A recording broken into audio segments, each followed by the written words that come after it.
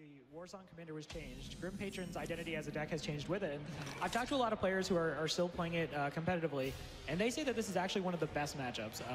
Mid-range Druid specifically, they feel they have a great leg up against it, that they can basically outscale the Druid in terms of burst damage, combo notwithstanding. So Ostaka has to feel pretty confident about this matchup. And for Pinpingho, as you guys pointed out, incredible opening hand. Just he's going to accelerate to really high mana totals quickly. He's going to be able to play a lot of what comes off the top of his deck very, very shortly. So very good opening hands for both players, I feel like. Yeah, absolutely. It feels like Ostaka is ending in a good matchup, especially after the recent additions of the bigger cards. Like Sludge Belcher. Is he running Sludge Belchers as well? Well, here we see actually he has had Lothar in his hand, and it's going to be a very formidable minion. 5/5 is exactly what you want against a Druid, because Swipe doesn't clear it, Wrath Hero Power doesn't clear it. It's going to do something. I think Sludge Belcher's inclusion is kind of a more recent thing. And when these players submitted these deck lists, this was back in the time where I think the main difference is you were seeing Shredders, Lotheb, and Dr. Boom. And Grommash. Yeah, Grommash is thrown in there as well as the finisher. And it's a very powerful deck in its own right. The biggest difference, aside from, obviously just crazy damage all in one turn, is you have to really make careful decision making as far as how greedy you're willing to be. Because the core theme of the deck is still drawing a bunch of cards, having that card advantage, and leveraging it to win the game. Yeah, it's a pretty interesting deck, but on the other hand, Druid can stop it. As you mentioned, Robert, is a really good start with the ramp, and originally, how Druid was stopping Patrons just with the minions. Just drop as many minions as possible in the beginning of the game, so that Patron can't go with the Patron Whirlwind effect to get a couple of dudes on the board. Just counter that with your own minions. Right, and for Ostaka now, he got that Death Bite in the opening hand, which every single mulligan guide I've read now for this deck just basically says you hard mulligan for weapons. That's all you look for, because the Death Bite, the Fiery War Axes allow you to 2-for-1. You can leverage your health total as a resource, get rid of other minions off the board, and Ostaka's obviously got 2 weapons in hand, so he's in a pretty good spot, although he was not able to deal with Darnassus Aspirant, and Darnassus Aspirant staying on the board could prove problematic. Yeah, but Pinpingho unfortunately can't really use that mana crystal that's provided by Darnassus Aspirant right now, so he's just going to continue wrapping up and hope for some bigger minions that perhaps will come later down the line.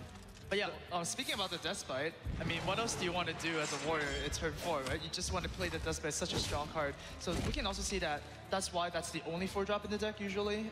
Aside from Shredder. Right, exactly. Right, yeah. Shredder is a little bit more of a proactive play, but the Death Bite just has so much immediate effect on the board. So at the moment, Ostaka has the Death Bite, you guys mentioned. He has Patron as well. He's looking for an Inner Rage or a Whirlwind. He has the coin as well, so on 5. If he develops a Death Bite on 4, he will be able to follow up with Patron into coin Whirlwind on maybe Inner Rage. His plan is to have those Patrons as soon as possible on the board and clear the board as he goes. Exactly. Very difficult for a Druid to deal with such a big Patron board, right? Swipe deals 1 damage to a Patron that's perhaps not at 1 health, and it's just going to cause more problems. So that's exactly the game plan. For Pinpingho, he's in the position where, obviously when you're the Druid, you want your Innervates, you want your Wild Growths, you want your Darnassus Aspirants because you want to ramp up, but there's a point where you maybe have too much ramp. You're not drawing into enough threats, and Druid kind of, I still think, has to be the aggressor in this matchup. Yeah. Because over time, the Patron will use stuff like weapons, those mid-range drops, and then obviously, as you pointed out, Grommash to seal the game. Very advantageous for Pinpingho that he got that Ancient of Lore. That's he can innervate straight into it. He puts a 5/5 on the board, gonna draw cards, obviously, since he can't heal himself. So this was a great draw for Pinpingho, and I think this was kind of that last turn where he was either going to get the threat or fall way too far behind. Right. Yeah, this was the exact moment when he needed it, because he is, as you mentioned, the beatdown. He needs to be aggressive. Not only Grommash is the good finisher for the Patron deck, the fact that you have a Battle Rage. Is he running Battle Rage, this version? That might be the version with the Battle Rage, so really similar, where you have all the draw. So if your Druid goes card by card with the Patron will outvalue Druid in the end. Yeah, Patron still requires the Battle Rage to cycle a lot of cards. Obviously, you can get some off Acolyte of Pain, Slam, but Battle Rage is where you're going to have those turns where you can potentially, after making Patrons, draw upwards of 4 or 5 cards. I really like the fact that even though Warsong Commander got changed, we still see Patron as a valid deck, and it got a bit better, I think. Yeah, it got a little bit more strategic. Since your Patrons do not necessarily have charge right now, you do need to set up for the next turn and kind of predict what your opponent's going to do in response to it. All right, so for Pinpingho, it seems like Azure Drake might be the play to draw the card, but on the other hand, there is the Death Bite that's going to deal with it easily. Is there anything else you guys would see as a good play here? Well, he does have 2 Big Game Hunters. He could just throw down one of those for fodder against the Death Bite, because one of the valuable key things about Azure Drake is that it does give the spell power bonus to swipe, and it could clear a lot of patrons, especially if it's only on a board of 4 patrons, right? One's 3 health, one's 2 health, and the other's at 1 health. That's like the perfect way to deal with that. On the other hand, you have to expect Dr. Boom and Gramash from this deck as well. So both Big Hunters will provide a huge tempo swing if they reach their target. I actually really like the idea of seeing a big game hunter come out on the last turn because you kind of put him in a position where, you know, he either has to waste a second weapon charge or find an inner rage, something he's going to have to use another resource that he doesn't want to use. Obviously, we see Pinpingho chooses to go for the Drake. That's completely fine. You put it down. That's 4 damage that if Ostaka chooses to swing into it, he's going to have to take. You get a card off of it, and you just kind of wait for that weapon to go away, and then you can start playing down stuff like Druid of the Claw. Yeah, I like Azure Drake in a way that it actually forces the attack. Like, you can't leave Azure Drake on board. You have to do something with it. Yep. That's true. And maybe that's not the turn that Pinpingho wants to go with the Patrons. And looking at his hand, it is not the turn. Just getting 2 Patrons will be easy to clear. Oh, he's actually going for the Patron here. Right. I mean, you might as well, right? You have a coin Dr. Broom, which is very solid turn 6 play. So you might as well create a little bit of disruption for your opponent's plans. That's really brave. This means that he is not afraid of Keeper of the Grove and Wrath, maybe. Is there a good way to clear those Patrons? That's something else to consider. Is Pinpingho's on 7 mana this turn. With nothing else on the board, clearing the Patrons, it required him to have very specific answers. It basically kind of has to be something like Wrath Swipe right. to get those off the board cleanly. Savage Roar and Swipe as well. Right, sure. So but it required very specific answers, and since he had nothing on the board, Druid actually, once you get past the mana acceleration, is a pretty honest deck. It does a lot of trades, it has some direct damage, but other than that, it doesn't have like any super fancy Blade Flurry combos or anything like that. So I do like that play from Ostaka. I think it's completely fine, and we see here Pinpingho doesn't necessarily have a super intuitive way to deal with this. Yeah, the thing is, like, he can use Savage Roar and Swipe, but on the other hand, he's seen Ostaka not using any Whirlwind effects. Right. So he might feel like, hey, maybe he doesn't have that inner rage. He doesn't have inner rage. He doesn't have the Whirlwind as well. So those Patrons are gonna stay as long as I'm not gonna play something big. So, and he goes for Druid of the Claw exactly because of that. It's so risky. It's such a risky line of play, though.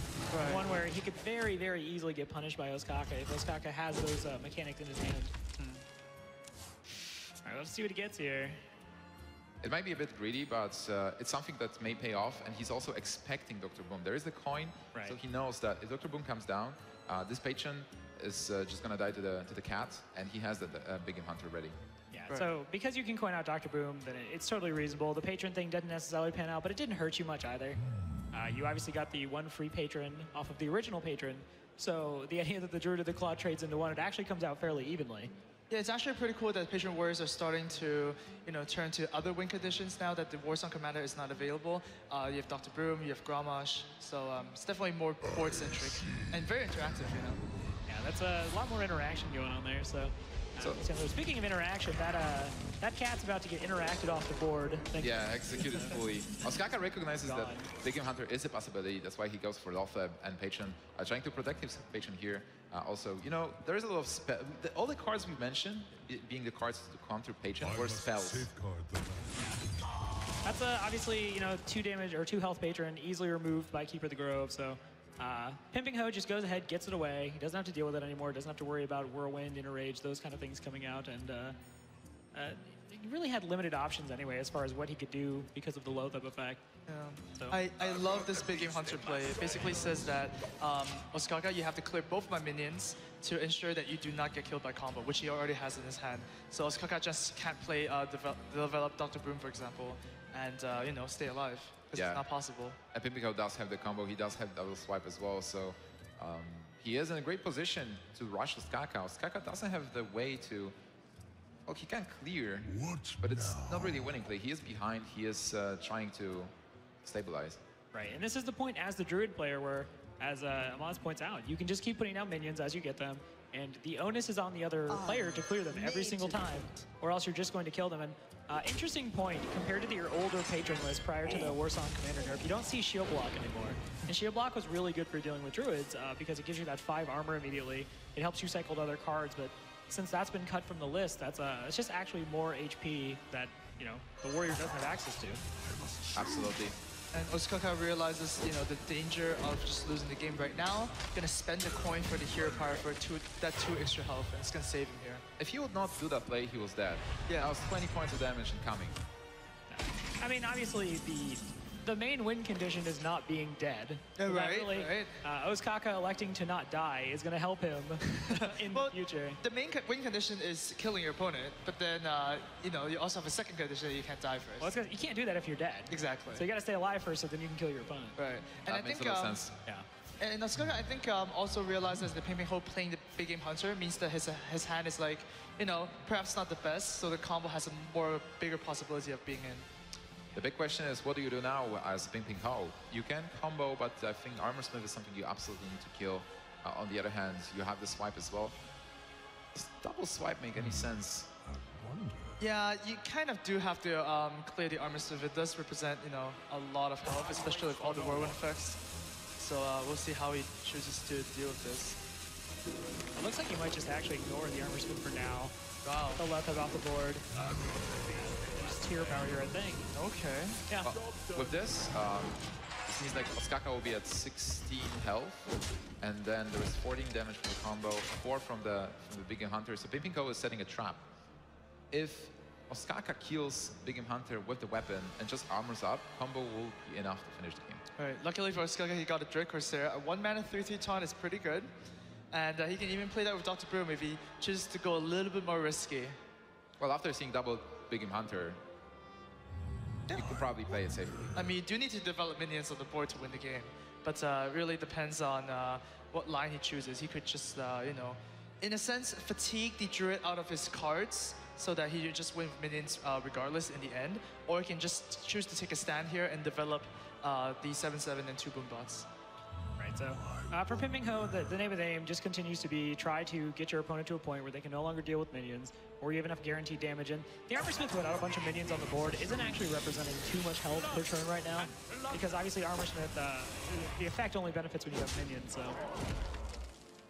Yep, sets up a wall there, and yeah, he's gonna play that Dr. Boom, because at some point he has to try to win this. Yeah, absolutely. And with this, he also knows he's not dead to combo. And now, that's the problem with leaving up an Armor Smith. Effectively, all your minions gain Death Rattle, gain and armor, right? So right now, Pinpingho's swipe is not looking too good. You might have to find something a little bit more creative. The big question is, does he have a choice to do anything else? I love watching Ostaka play this deck because there are so many decisions involved in playing this deck correctly these days, and Ostaka's such a good decision maker. He kind of, again, going back to coining out the hero power to survive, plays down the Dread Corsair, plays down a bunch of minions around it to where, again, the Armor Smith can really profit from that, get him a bunch of HP, and Pinpingho's sitting there with a lot of damage in hand, but there's no real way to just immediately do anything. He has to get through that Dread Corsair, and then he probably has to kill the Armor Smith, and yeah, I guess in this situation, Pinpingho might actually come into a little bit of trouble because he did not choose to clear the Armor Smith the turn before. Ostaka is so patient. Oh wow, Pinpingho is going for double swipe on Dr. Boom, I believe. That's a lot of armor. That's right. The Armor Smith is effectively getting 8 procs and still stays alive. So Pinpingho goes for the play to clear the board and give himself more time. He is the beatdown when he realizes that at this point, just needs to clear the way for his minions. And if he has a big Druid of the Claw next turn, maybe that'll be enough to stop Ostaka. Yeah, so we see the Frothing come off the top for Ostaka, and Frothing Berserker extremely powerful still in its own right, but it's kind of one of those things where in this situation, it doesn't go fast anymore. So it's gonna have to wait a turn before it does something, and you know, we see that Pinpingho, while he may not necessarily want to do it, does have tools to deal with something like a Frothing Berserker. Yeah, this means like Ostaka is gonna just develop the board, play a couple of minions, have more of them. Acolyte of Pain can draw him cards, interact with Grim Patron, and you know, it's some damage as well. Even though those minions are small, they are dealing damage, and if he picks up a Whirlwind, this will empower the Floating Berserker here. Yeah, even small creatures like the Acolyte, which is just a 1/3, is very annoying for a Druid to clear with because, you know, usually they do a lot of damage to one creature and try and kill it that way, but we can see that Force of Nature, Savage Roar is so inefficient in dealing with these, you know, small creatures. Yeah, Whirlwind would be the dream draw for Ostaka with the 2 Acolytes down, the Frothing Berserker, draw a bunch of cards, activate your Berserker to get really big. And yeah. I think this is a totally reasonable play. You just have to get that Berserker off the board. But, you know, Pinpingho, as the Druid player, is now playing from behind. He's just answering threats, which is not where he wants to be against the Patron Warrior. Yeah, and Ostaka actually has more cards in his hands than appears because he does have those Acolytes. And in a rage, he can even draw more cards. Or you could play down Grim Patron. Yeah, That's Inner Rage true. Patron seems really strong. Yeah. Especially because Druid is running out of cards. So you might put Pinpingho in a position where he needs to use the combo to clear the patrons. So right now the game plan is changing for Pinpingho because, as you mentioned, Robert, he's playing from behind. So now instead of just trying to rush Warrior, he'll try to eliminate all the threats that Warrior has in their deck. Right. We see he is going with, as Ahmad said, that Inner Rage on the Acolyte, which is totally reasonable. He's going to draw some cards. Ends up getting 2 cards off that Acolyte. Do a second Inner Rage. Now, I would be curious if he chooses to use that second Inner Rage on the other Acolyte, because I really feel like the Patron play is what needs to be done here. What do you guys think? I think Ostaka's mind right now is running through if his opponent has combo. Right. And combo is an efficient way to deal with Grim Patron, right? This is really the only tools that Druid has. So he thinks he has it in his hand. He's just going to hold off. Top deck the Battle Rage there and refill his hand to... Yes, it's 25. Cards, yeah. 25 points of health with the armor. If he armors up even more, he doesn't have to. He's absolutely safe beyond the combo range. And this board threatens the... Yeah, Pinpingho's face really says it all. He's like, oh, that armor. No, I didn't want him to get this much armor, but yeah. Ostaka firmly in the driver's seat now, totally protected. There's really nothing Pinpingho can pull out as the Druid player to do any kind of significant threatening to Ostaka's position. Doomsayer, Robert. Is it Doomsayer time? Yeah, in Bleak's moments like this, then you just have to play Doomsayer. Yeah, well, let's see what's driving the Shredder. I would be surprised if he doesn't go for that, because that's kind of what he needs to be doing right now. Yeah, I mean, you take every chance you get, right? As slim as it might be. You know, sometimes it happens. All right, so Pinpingho is going for the combo to clear the minions. Now this. Oh wow, he's actually clearing it the hard way. Well, that's obviously, it gives him the more, there's a way better probability of him winning the game, clearing minions off the board, I think, than looking for a Doomsayer and a Shredder. Yeah, I'm not so sure about that because Ostaka will be sitting at, you know, 5 cards after the Acolyte draws a card, so, you know, it might be hard to come back to that point. So, we'll see if it pays off for him. Well, we do know now that there was a dog somehow driving a Shredder. This one, Armorsmith, survived for so many turns. Yep. MVP, well, I wish we could see the damage that has been tallied up by that Armorsmith. All right, damage guys. and then the HP generated. But this is it. Grommash Ostaka is going to seal the game number 1 and take it from Pinpingho. So Ostaka is 1-0. Second match. Shaman play, and looking forward to seeing the Shaman skin as well. Oh, absolutely. You know, wins the whole thing. I hope we actually edit it at some point. Yeah. I was going to say, I'm pretty sure at this point Thrall's actually just an alternate skin for Pinpingho. Oh, wow. So, Pinpingho is the default Shaman hero. That might be the case. But here we see the tables have turned. Ostaka is going to play the Freeze Mage, and Pinpingho is going to queue the Druid again. And we know that Druid is a little bit of a favorite, you know, against the Freeze Mage. I think this game might decide the whole match because looking at the lineups, Freeze Mage might struggle versus Druid, might struggle versus Hybrid Hunter that Pinpingho's bringing, and versus Shaman as well. For Ostaka, the best shot with the Freeze Mage is to actually get the Shaman, but here he got the Druid, and as you mentioned, Druid is actually favored. I want to point out, though, you know, you say, like, oh, he would want to get Shaman into Freeze Mage, but Pinpingho is no stranger to beating Freeze Mage with Shaman, so... Absolutely. So it's not a great matchup for Ostaka as well. Right. Ostaka really needs to win at least 1 game with that Freeze Mage. So what do you guys think Ostaka needs to get to win versus Druid? I mean, Ostaka's hand is looking pretty good, right? You really want to not see any secrets. You only want to see them from your Mad Scientist. You want the early draw engines like Loot Hoarder, like Acolyte Pain that he has right now. And anytime Ostaka gets a Frost Nova, he can just Frost Nova and Doomsayer. Of course, Keeper of the Grove is kind of like the trump card from the Druid, but you have 2 right now. And he can even play both of the Doomsayers without a Frost Nova, and Druids sometimes struggle to deal 14 damage. Right, and we see Ostaka's opening hand obviously has a lot of Doom in it. There's a lot of Doom going on that hand, but there's also some upside. There's Loot Hoarder. Loot Hoarder and Acolyte of Pain are kind of low mana minions that you can put on the board. They can kind of jockey for position on the board. And more importantly, Pinpingho has to deal with them as opposed to hitting, you know, Ostaka in the face, which, as a Freeze Mage, the longer you can keep the Druid distracted before it starts comboing you, starts playing those mid-range minions into your face, the better off you're ultimately going to be. Yeah, you just want to chip the armor as well because Druid can armor up later in the game, which makes the combo pretty hard if you have 15 damage exactly, and Druid is like 15 plus 3 armor. Right. And Pinpingho's hand is pretty awkward right now. You don't really want to innovate the Keeper of the Grove. You want to keep it for silencing a Doomsayer, or you want to silence off a Frozen minion for that extra burst damage. that your opponent does not expect. So I expect a hero power here and just, save his cards. Yeah, absolutely. But it's good to take his time. He has the time and he can think about future turns as well. It's not maybe about playing, innovating anything this turn. It's all about planning the game and mapping the matchup. What do I really want to play on turn 6 or 7 versus his deck? Right. And even if Pinpingho goes into the next turn and uses that innervate, Loatheb is not really something against a freeze mage you just want to throw down. You want to use it on very specific turns to try to block out reapplication of secrets, try to block out possibly lethal damage. A lot of times it actually serves as the precursor to Alex Straza in the late game because Loatheb comes down and you're like, all right, I'm just going to play my Giant Dragon. Right. But unfortunately for Pinpingho here, oh wow, the second innervate actually opens the possibility of Ancient Floor. Instead of Loatheb. Once again, Loatheb is one of those key cards you want to, disrupt the freeze mage. All right, you want Ancient of Lore, Nimsh wants Loatheb. I say we compromise, and then you do Loatheb hero power. Wow. Yeah. Loatheb hero power. Because look, I mean, you're putting down a 5/5. You killed a loot Oh man. That's basic Hearthstone right there. You have killed the minion, and you have played your own minion, and you are well on your way to success. That's really tricky because I agree that Ancient of Lore is a bit better here and you want to keep Loatheb, but on the other hand, what is your follow-up? So if you innervate Ancient of Lore here, you will have the Keeper on 4, but then you don't exactly keep her. Well, no, the thing is, like, you draw 2 cards. I mean, the possibility of drawing like a Shredder or even a Wrath, something you can use, is pretty high, right? You're drawing a total of 3 cards by the start of your next turn. And yeah, Pinpingho's going to decide to do that. Since his hand quality is, to be honest, quite weak. Right? Yeah, reactive cards mostly, and cards he doesn't want to play.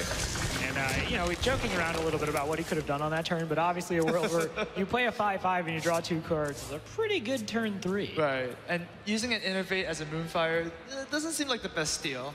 I mean, when you look at it like that, yeah, it's not so great when you call it a Moonfire. Oh. In my world, where it was just a hero power, it felt better. But this means also that it's great news for Ostaka because Innervate is out of the way.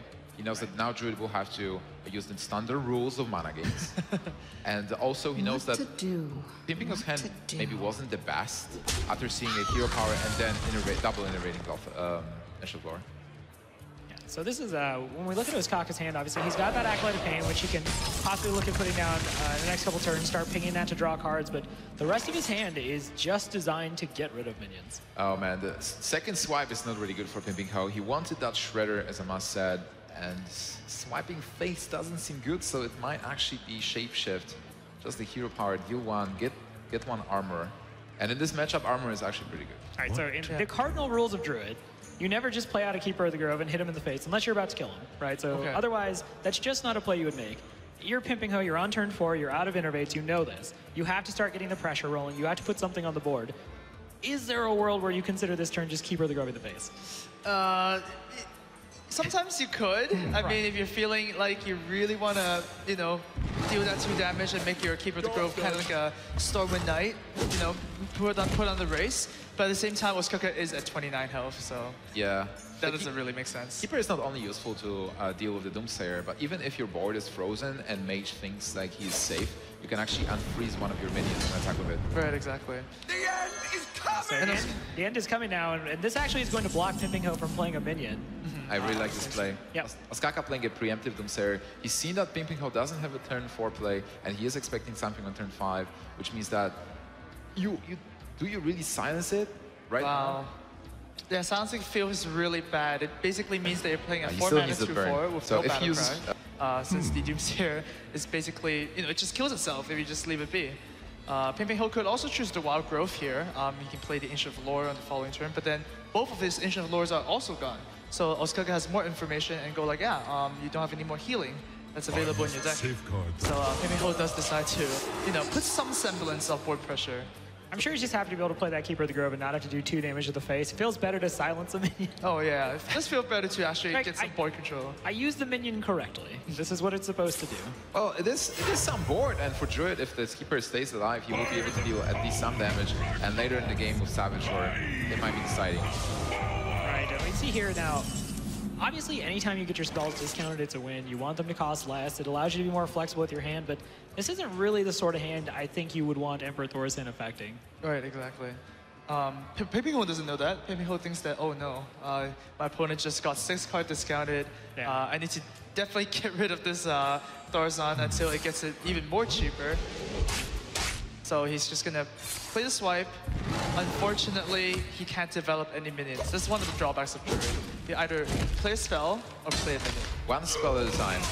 And at this point, he's really behind. Mage has enough time to play the cards, to draw whatever he wants. He still has the draw opportunities with the Acolyte of Pain and Loot Hoarder as well. And you know, even though he didn't exactly hit the cards he wanted, he still hit the cards that are all right.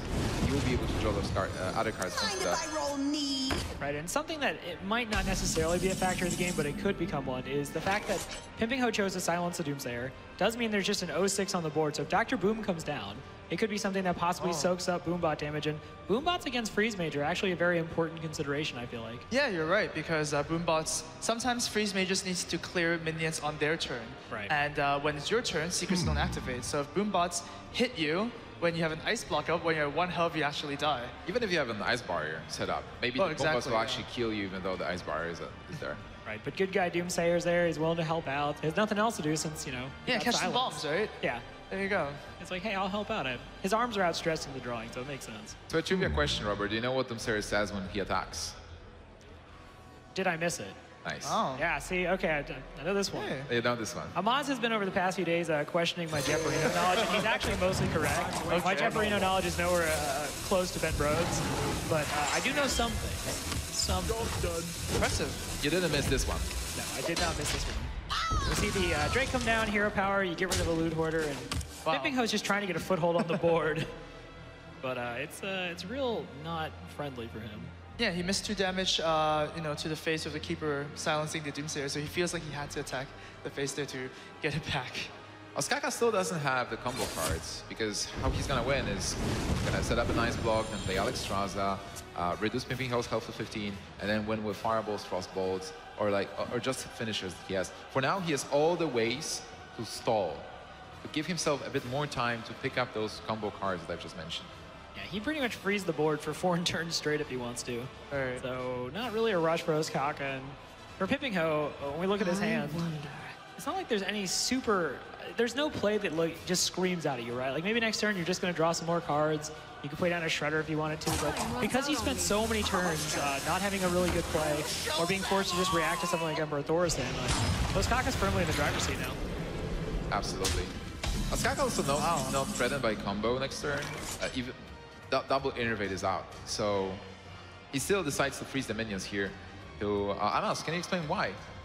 Well, I'm actually very curious about this play. I'm not a Freeze Mage player, like a specialist at all myself, so yeah, I wonder what Ostaka is thinking. He didn't drop the Doomsayer.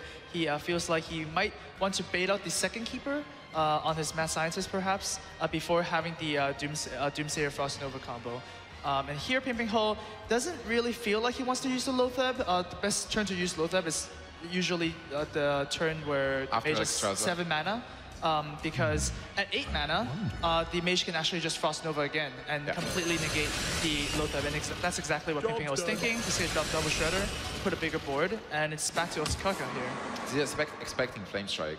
I actually don't mind Frost Noving that last play. You basically spend 2 mana to gain 6 health because you weren't getting attacked, and that feels fine to me. I think, especially considering the contents of his hand, he had so many freezes. Yeah. It's one of those things where if you're going to be drawing more cards, you might even need to make room for more of your burn spells you're looking for, your Alexstrasza, your Archmage Antonidas. Absolutely, you still had Acolyte on board as well. He knew that he's drawing these 2 cards.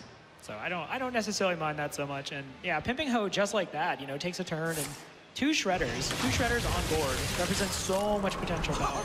And I do like using the Blizzard here, since Blizzards is actually very, very expensive to cast, and you want to get it out of your hand. Oh, Ostaka's just gonna go for the face here, gonna bluff a little bit of damage that's not necessarily in his hand right now. I love Living Roots in the deck. I love Living Roots as a new addition to the Druid because it messes up the math a bit. You expect, when you see Druid, you expect 14 points of damage coming, and with this Living Roots with 10 mana, it's actually 16.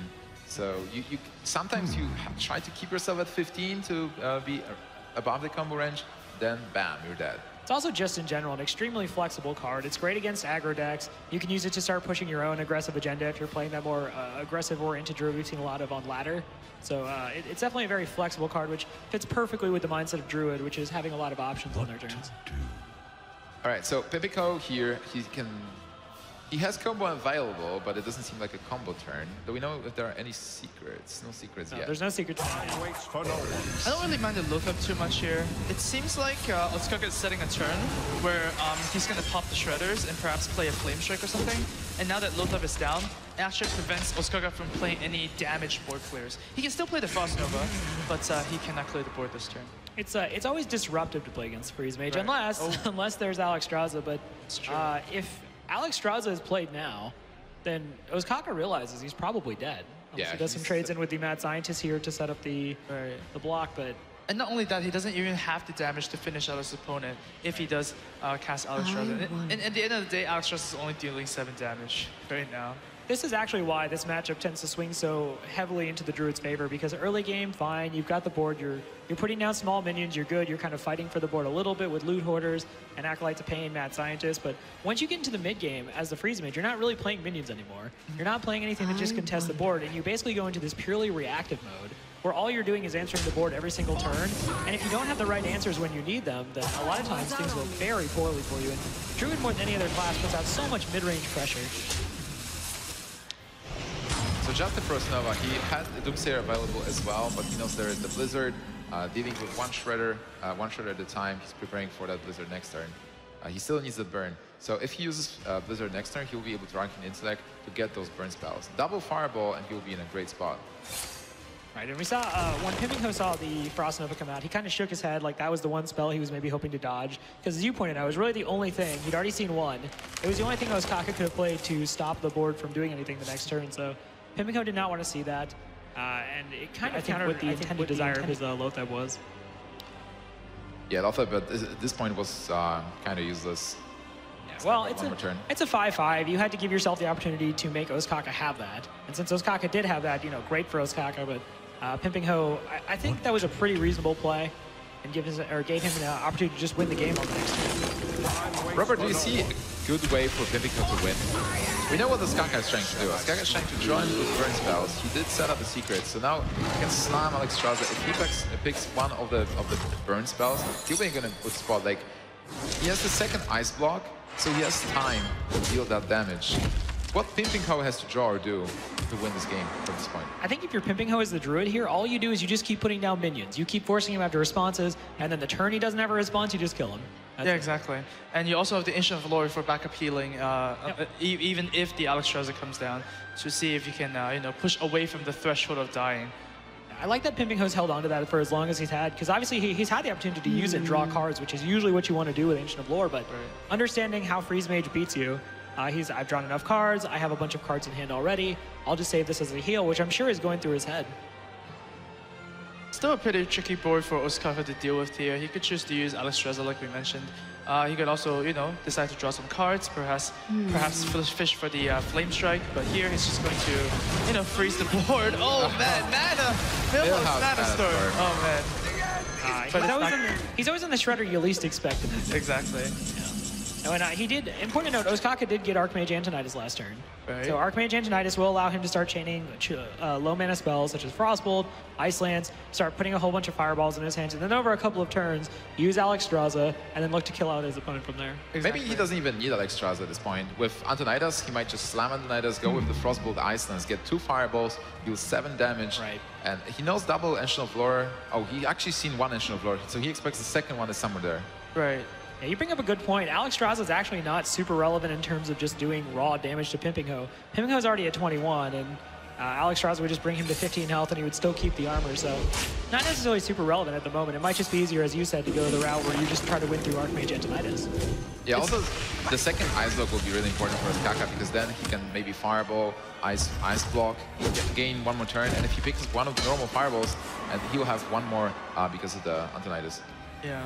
At the end of the day, Pinpingho just realizes that his hero power is the most important thing that he needs to, you know, keep using over and over again. And that Flame Strike is going to clear the board. Yeah, this means the board is cleared, as you said. It's 28 points of health. Dr. Boom, but, you know, 28 is a lot. What a rough time to be Millhouse Mana Storm. You pop out of the shredder, you get frozen, then you immediately just get Flame Strike. Like, why all the gnome hate? Jeez. Yeah, there you go. Miho's Master might not perhaps been the best 2-mana drop. Something with a Death Rattle might have been better. But yeah, like you said, Robert, this Doomsayer might be catching some bombs. Yeah, let's see how much work he's willing to put in. How good is this Doomsayer? How good is it? This Doomsayer 0-5 silenced. Yeah, how much football does he play? Is he used to, you know, catching a lot of bombs? I think it's fine. The problem is there's 2 bombs, and Savager and a combo is a lot of damage, and you don't want to get your ice block destroyed. It's really just a counting game here. Ostaka's thinking, how many turns do I need to kill Pinpingho? Right. And he also needs to factor in every turn he needs to, you know, set up the combo is 1 more armor for Pinpingho. So Ostaka here is just going to, oh wow, remove the Dr. Broom. Yep, generate 2 fireballs. Yeah, this is, I was thinking about this. This is actually just, when you look at his hand, I think the best play. This keeps him safe, I believe, from dying to combo, or popping the block even. Right. A little bit of math here, but... Oh, second Savager, but double innervate was already used. Yeah. Oh yeah, the more I look at this play, the better I feel about it, because now the Druid has to deal with Antonetti. You can't just leave it around. Right. Yeah. Druid actually doesn't, compared to other classes, really doesn't have convenient answers. They obviously have Keeper of the Grove, which you've, I believe, seen 1 of now. I don't know if he's seen the second, but he's seen 1. And there is nothing like a Sap. There's nothing, you know, like an Execute. So the Druid has to play it very fairly to try to get rid of Archmage Antonidas. So Pinpingho has a couple of options. He can use Force of Nature and 1 of the bombs to clear. He can use Savage Roar and attack it with the face if the bombs don't hit it. If he just uses Savage Roar, he will be able to play Ancient of Lore or Azure Drake. So this means if he decides for that play, he can probably draw first, just in case. Or he can just hit both of the boom bots to Antonetti and kill it. Yeah, that's a valid. Yeah, absolutely. That happens a lot, remember? I don't like to talk about the senseless crime committed against Azure Drake. Okay. It just hurts my heart. So let's see where the boombot hits here, and oh, that goes to the face. There we and go. No! Wow. And that's really important because now he's gonna take that 5 damage from Antonidas. Not only that, it's gonna remove all his armor, and Pinpingho is sitting at 19 health. And there is an ice block and an Extraza. Let's see, it's obviously he doesn't have a way to. Okay, so there's no way he kills him this turn. Right? Might just be okay to Alexstrasza. Yeah, sure. You put an 8 on the board. And you deal 4 damage. I mean, you could dig deeper into your deck with Arcane Intellect, which is what he's ultimately going to do, but at that point, I'm not really sure what you're looking for aside from more burn, which is actually pretty reasonable. A Fireball and the Thalnos. I like it. You can actually use Thalnos for double Fireball next turn. Right, and so the Fireball face here does set up lethal. It also telegraphs that you're going for lethal. Right. It tells him straight up, hey, I have enough damage to kill you now, so we're going to start throwing fireballs. So it might trigger the Ancient of Lore to come out. And then you use Alexstrasza. Right. Yeah, that might happen. Yeah. Pretty interesting dynamic. Yeah, Alexstrasza will be a good counter to Ancient of Lore. They put a 5-5, they put an 8-8. Yeah, looking at this hand from Ostaka, I think the Ice Lance is actually just a dead card now. Ostaka already used double Frostbolts, so all his damage is from minions and from the 2 fireballs. It's also important to note, and this is a very minor thing, but Ostaka chose to use the fireball, though, one of the fireballs that was created by Antonidas, because it doesn't necessarily reveal that he has more fireballs. So exactly. Obviously, Pinpingho probably suspects them. But then, when I play this matchup on ladder, it's usually one of those things where I try to remember to use the fireball so that, you know, I'm not just saying, like, I do have 3 to 4 fireballs. Sure, information is key.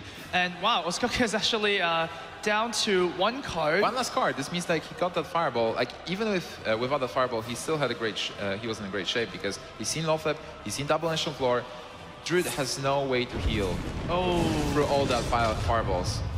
Double Fireball face. Yeah, he pulls the trigger here. The hero power puts down Pinpingho to 5. If he uses his own shapeshift, that would be 6. So he's dead to Fireball. He even has the Fallen's there. And yeah, that's it. I don't think Pinpingho can actually pile the block and kill his opponent. The fatigue damage does not set in next turn. Right. And Ostaka has his Fireball, so Pinpingho is going to drop a game here. It would have been really tempting for Ostaka, too, to play down this, maybe something like Blood Mage Thalnos, because it's just strictly speaking more damage than the hero power. But as you pointed out, then it interacts with fatigue in a way that could have potentially been problematic for him. So he just realizes he doesn't need it. He has enough damage. And this is why when I say Ostaka is such a good technical player, this is what I'm talking about. Like, you fall into these habits sometimes when playing Hearthstone where you're like, oh, I just want to do more damage. That's what I'm doing. And, you know, he understood exactly how much damage he needed, did not put himself in any kind of problematic situation. He's going to go up 2-0 in the series as a result of this incredibly intelligent play.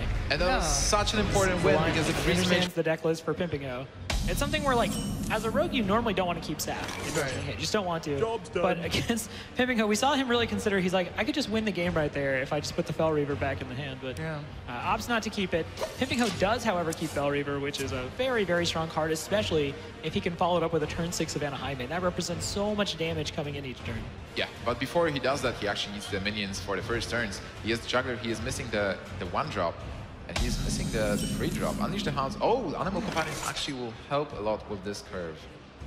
Yeah, this is suddenly a way better curve. If he could just come into something like a Shredder, he would really, the hand would basically just kind of play itself at that point. Exactly. But right now, turn 2, playing a turn 2 juggler against the rogue never feels good. No. They have Coin SI7, they have Backstab, they have Deadly Poison. It's not going to live. But at the same time, you still need to play something. You need your opponent to expend their resources. If you just Hero Power Pass, they can just do anything they want. All right, including those stuff. Question for you guys. Which is it scarier to play a Knife Juggler against, a Rogue or a Druid? Rogue. You think so? There you go. More answers, right? Backstab. It's a very, very simple answer. Fair. That's straightforward. I personally am more afraid of the Druid, but that's just because I feel like I've seen so many Druids when I play Hunter. Well, the thing with the opening weekend that we saw on BlizzCon Top 16 is that 100% of the Knife Jugglers that were played on turn 2 just got sniped by the Innervate Keeper to Grove. So that might have skewed your opinion a bit. I was going to say, much like painful. Millhouse Manastorm, Knife Juggler, another gnome, doesn't really have a long lifespan. It usually lives about a third of a turn before it is brutally murdered by either Keeper of the Grove or a Backstab or a Stiff Breeze. Do you like gnomes, Robert? I actually really feel for gnomes. I mean, not being necessarily super tall myself, I feel like I kind of relate to them, and I just don't understand why, you know, they're picked on so You much. should avoid World of Warcraft. There's a quest when you're a ball of fire and just crush them. Oh, I just play Orc Hunters there, so no problem. There you go. Good. All right, guys, just touching up on Ostaka's hand. He's debating what to do with that jungler. If there's any merit to just stabbing it, he decides to go for that exactly. I think it's really good for him that he got this point. He's Violet Teacher as well. It doesn't seem that he got that Deadly Poison, which is really good in the beginning, but he has a fan of knives and Blade Flurry, so he has some AoE possibilities here. He probably played down the Thalnos because it puts a 1/1 on the board that's going to help him draw a card. But I like to think it was a statement just to overkill the Leper Gnome. He didn't need to do 3 damage. He chose to do 3 damage. All right. Well, the thing in the end of the day is that Hunters have a really hard time dealing with a 1-health creature efficiently. You don't want to bow it down. Quick shot. Yeah, you don't want to do any of those. So That's that one point where you're like, Quick Shot, why aren't you a better hero power? Where most of the time you love Quick Shot. Or Steady Shot, rather, but... All right, so Pinpingho actually got Leok and picked up Haunted Creeper. Haunted Creeper will be helpful on turn 4 because he will be able to hero power. Now, for Ostaka, it is a bit an awkward situation, I guess. On the other hand, it's like Eviscerate is free damage. He has that hero, he has that Thalnos up. wow. I think that would... Imagine if that turn, if he had like a prep, so he could have just, you know, Violet Teacher prep the Eviscerate and all that stuff. Yeah, or imagine if the Animal Companion was a Huffer. It would actually work out for Ostaka even better. We joke that, you know, Huffer might always be the best Animal Companion, but not in that case. Right, that's obviously an overplayed joke that you always want to get Huffer off Animal Companion, and we love doing it to the desk because we just enjoy talking about Huffer, but there are a lot of circumstances where you'd rather have Misha, circumstances where you'd rather have Leok. So. Especially if there's like a 2-1 on board. Right. That's just gonna kill Huffer. So for Pinpingho here, he's not really presenting the biggest board, but that's kind of to be expected when you play against Rogue. Rogue is very good at clearing board. Attention, class. So Skaka just going for the Violet Teacher to develop the biggest creature he has right now. His board is pretty good. It's so funny the Thalnos is still alive after all those turns. Oh, this is such a dangerous turn for Pinpingho, and I fully expect him to take the full turn timer. He can play Lotheb, and if you play Lotheb, you're blocking out Violet Teacher getting value from spells, and more important, it's the safe turn. If you play down that Fel Reaver and the sap comes out, I honestly believe you just lost the game. Yeah, you just pass to turn 5 without doing anything, and your opponent has, you know, 3 more mana to do whatever he wants. So Lotheb does guarantee, more or less, that it's going to get some value. It's really strong. It's not even about the fact that the Fel Reaver would discard 3 cards before it's put back in hand. The Rogue, when the Rogue beats mid-range decks, it's off that tempo turn where they put they take a 5 or 6 mana minion, put it back in the hand with sap, and then continue to push their agenda from there. Use the oils, look for the Blade Flurry. So I really like seeing the Lotheb there, and I think that's a very heads-up play from Pinpingho. Now, there's a Skaka follow-up with Lotheb as well. Edwin can't really be comboed, so 2-2 Edwin is not great. Exactly. The best combo to a Lotheb is a Lotheb yourself. Yeah, absolutely. This means the Lotheb from Pinpingho still will have to attack into the 3-5, and your Lotheb might be unused, unless they trade, but that's good for you. A free 5 valid teacher might provide you with a lot of minions, but then if you have a lot of minions, you have to think about Unleash the Hounds from Hunter. I was gonna say, anytime the Hunter trades with you, you'll usually take it. That's the Hunter trading is a great place to be in as the non-Hunter player. And, yeah, Pinpingho is just gonna. You know, the Savant Jaime is looking really good right now. You know, make your board even more deadly, put more pressure on the board. Rogues can't really, you know, deal with that many creatures unless they have a big Blade Flurry. And you know, Ostaka seems like he's gonna have a little trouble here.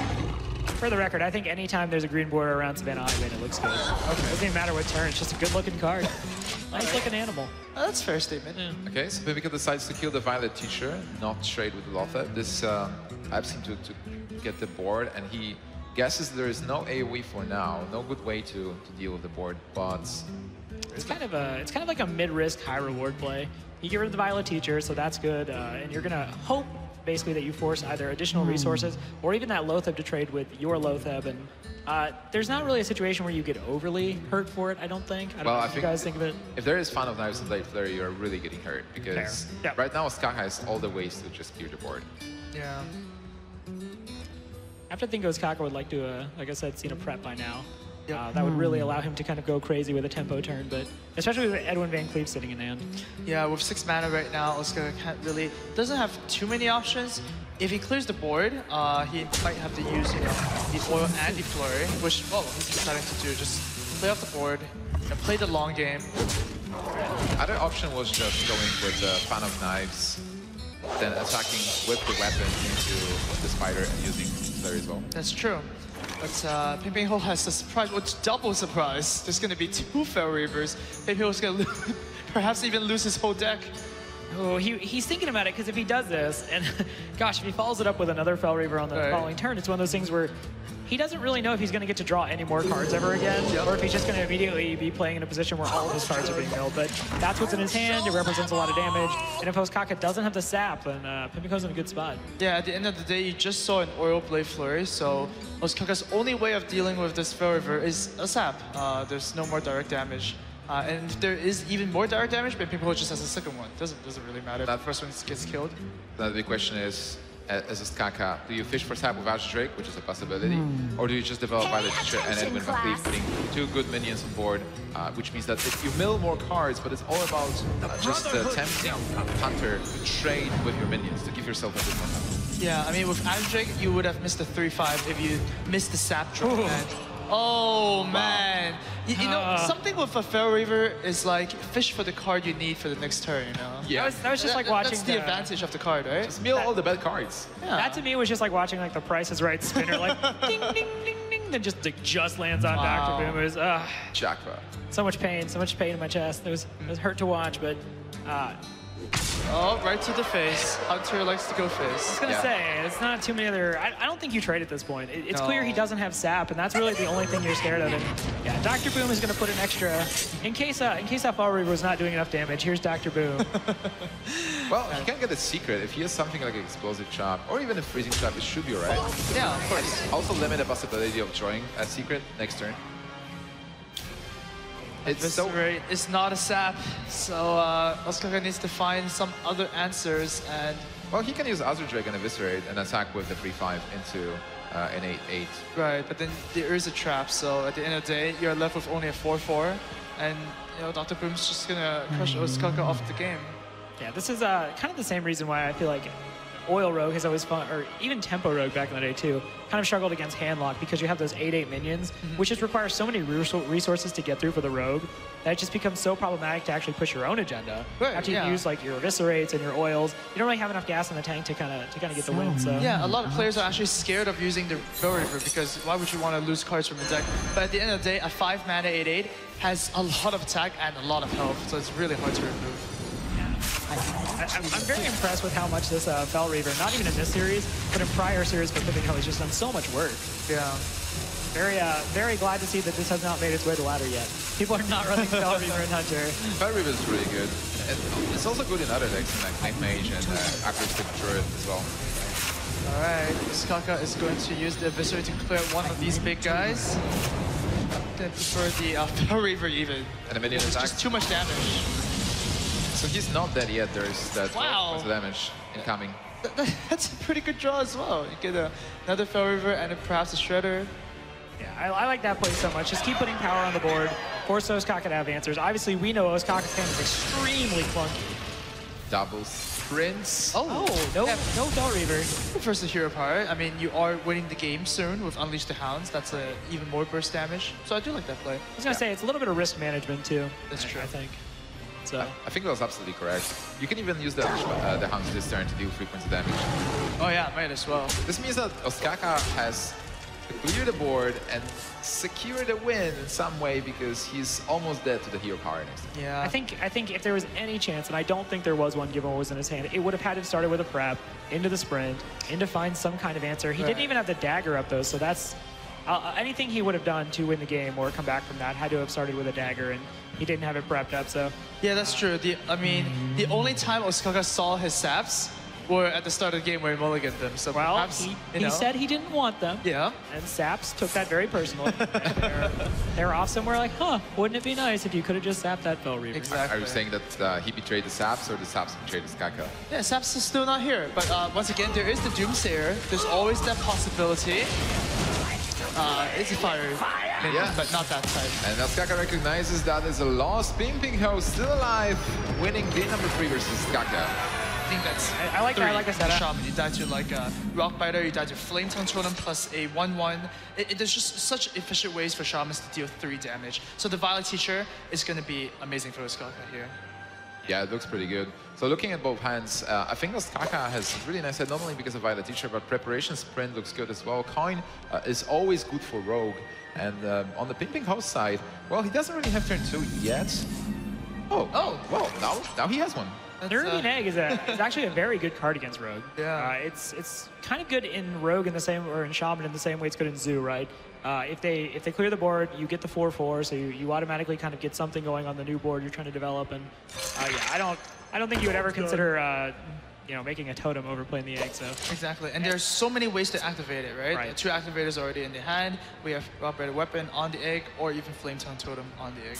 I'm so excited to see the Tasker Totemic being played. Hopefully next turn. It's bet time. It's bet time. Real quick, I'm saying Manatite Totem off Tuskar Totemic. I'll take a Totem Golem. I will say Stoneclaw. Okay. Okay. So I think you and I are actually tied over the course of the Hearthstone World That's Championship. true. One apiece. But what Pinpingho is thinking is, of course, if he gets that Flame Tongue Totem, 1 out of 8, he wants to play this Tuskar Totem on the left side. Oh. Yeah, we're all wrong. That's not what you want. We all lose. Yeah. No, I mean, it's 1 more damage. I agree. It's not necessarily what you want, but actually, it might even just be the worst one you could have gotten. Now that Yeah, not really good. It's the only totem that dies to the hero power. And Ostaka here is just going to go ahead and play the Violet Teacher, play the Preparation, and the Eviscerate to spawn 2 1/1s. That's such a big swing turn, exactly what Rogues are looking for in turn 4. Yeah, an amazing tempo play. And you know about Tuskar Totemic, I think still, even though you get a 1/1, it's not absolutely bad because you get 4-3 in power for Fusana, which is decent. Yeah. This is one of those things where he overkilled the Tuskar Totemic by 2 damage, but that's okay. He managed to generate another 1/1 student from the Violent Teacher. Or Violent Teacher. No, wow. no, Violet Teacher. Oh, man. I swear, she looks very friendly. Violet Teacher. And more importantly, he's taken tempo away from the Shaman, and Shaman tends to have a really hard time getting tempo back. Well, that's one of the answers, one of the few answers that Pinpingho actually has. This Rock Biter and Flame Tongue combination is going to deal exactly 5 damage, spawn a 4/4, which is right now a 6/4, and also gets the Zombie Chat to fill out his curve. Yeah, Pinpingho is fighting back. One of the tempo-taking cards is Lightning Storm, Yeah. and he is playing one of these, right? That's right. Yeah, it's kind of hard not to bring Lightning Storm. It's a removal card that, ever since minions have become stickier, it's become a little bit less valuable because you're essentially paying 5 mana for 2 or 3 damage. You never That's know true. which. So it's one of those cards where you feel like you have to run it because it's your best form of board clear. Obviously, Elemental Destruction destroys both sides of the board.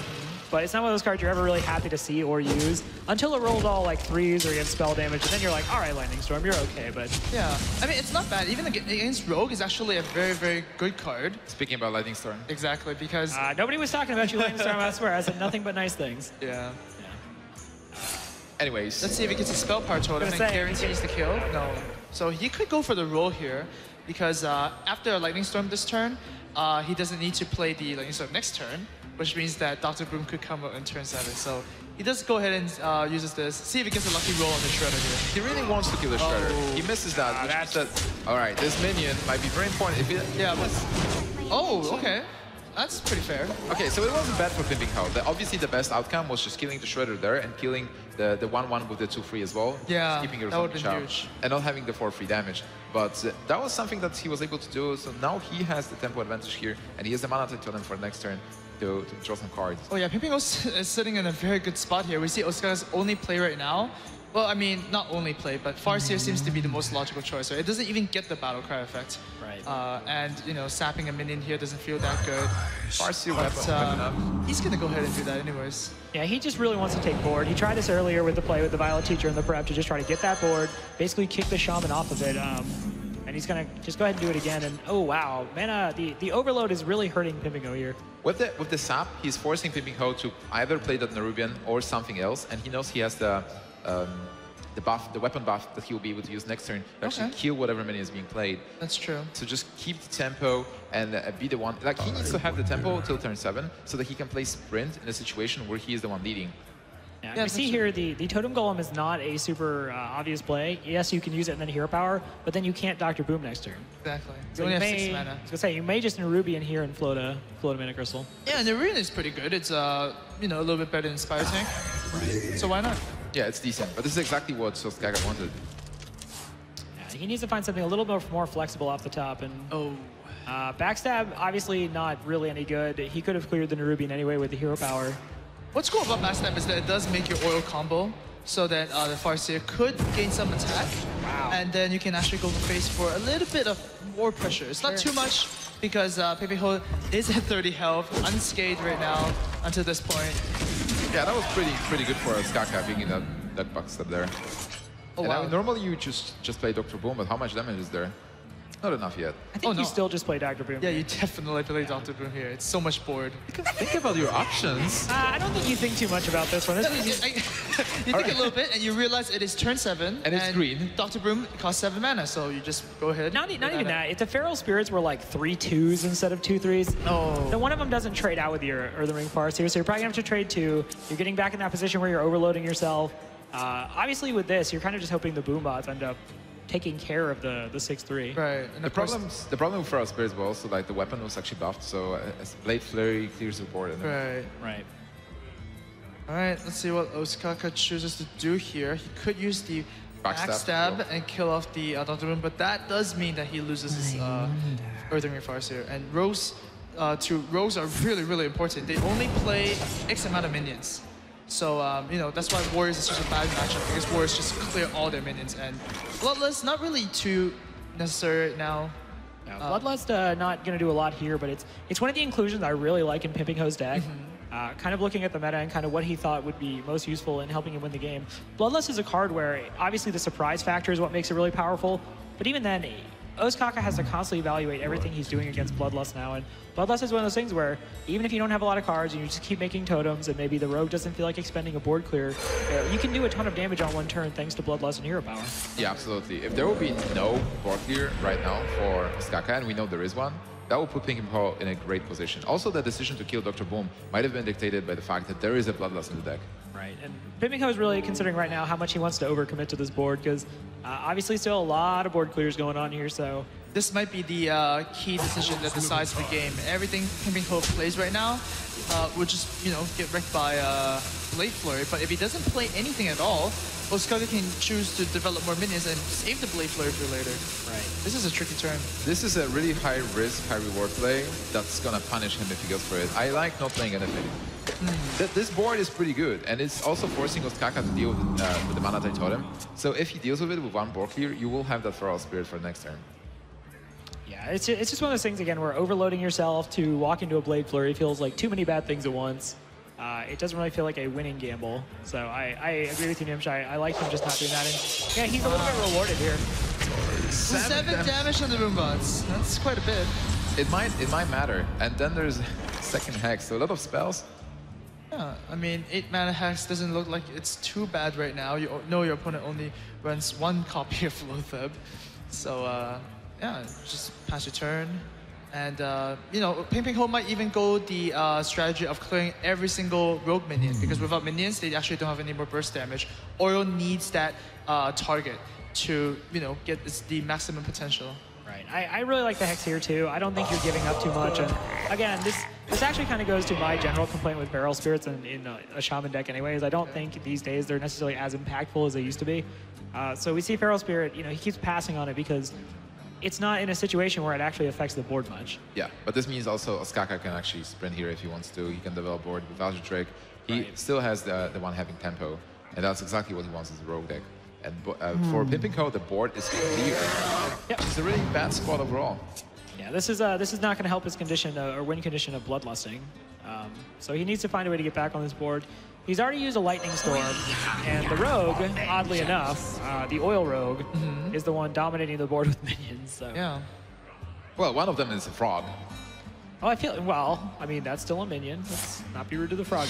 It's a beast. Yeah, if Ostaka somehow top decks Kill Command as a rogue, that's going to be very relevant. Houndmaster could also come down. All right. Or there are no spell slingers. So for Pinpingho, this is a really bad spot. Haunted Creeper is not helping him a lot. Feral Spirit is a must play. You are obviously afraid of something, even something like Fan of Knives with double spell damage can clear those Feral Spirit. Double spell damage does look really, really threatful. And Pinpingho might even have to Hex an Azure Drake, and that's not what you want. Azure Drake already drew a card for Ostaka. Well, I'm pretty sure he realizes the only other target that he would have ever looked to Hex was probably just going to be Edwin Van Cleave. That's true. But if a big Edwin Van Cleave comes down past this point, it might just be too much anyway. That's true. Are we going to see a Battle Frog? Yeah, we might see a very, very angry frog. With the oil? I believe the term is Battletoads. We're going to see Battletoad. Battletoad. Yeah, Battletoad soon. Yeah, so Ostaka has another sprint in hand too, so he can just keep digging for more resources and more ways to possibly end it. And you know, Shaman is on that Shaman curse right now, where he's not drawing cards. He's just kind of forced to use what he has, and he's really just kind of walking minions into the buzzsaw he imagines there of like. Oh wow! It's not even an imagined buzzsaw now; it's a real one. It's the Blade Flurry. All right. Well, Ostaka's gonna fish for more efficient answers. Perhaps draw a preparation. No. Nope.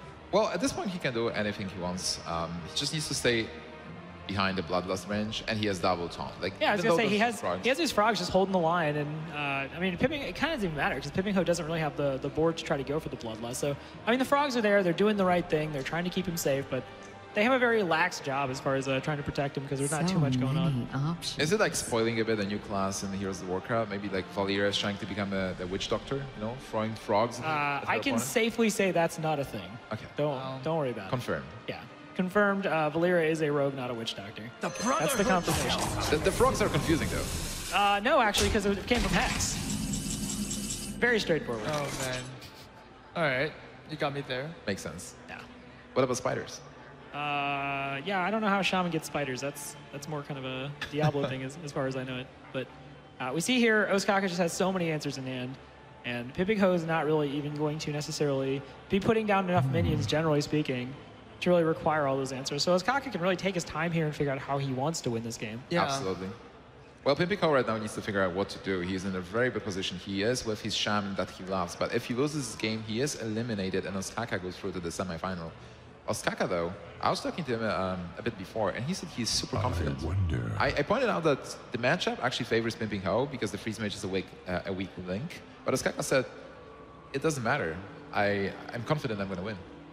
Yeah, I was looking to see if, I guess, how his nerves would hold up. Right. Because even, you know, obviously he said that in the interview, and Vitality Tone does not help, but, you know, he said before that, you know, he's one of those players who comes to live events and it can be really a little bit jarring for him, and he focuses more on the crowd, he focuses more on his opponent in front of him as opposed to, you know, making really good plays. And yeah, we haven't seen that affect him at all. As you said earlier, you know, he is really playing just very, very tight Hearthstone right now. Yeah. He's not making any misplays that I've seen. I don't know about you guys, but... Yeah.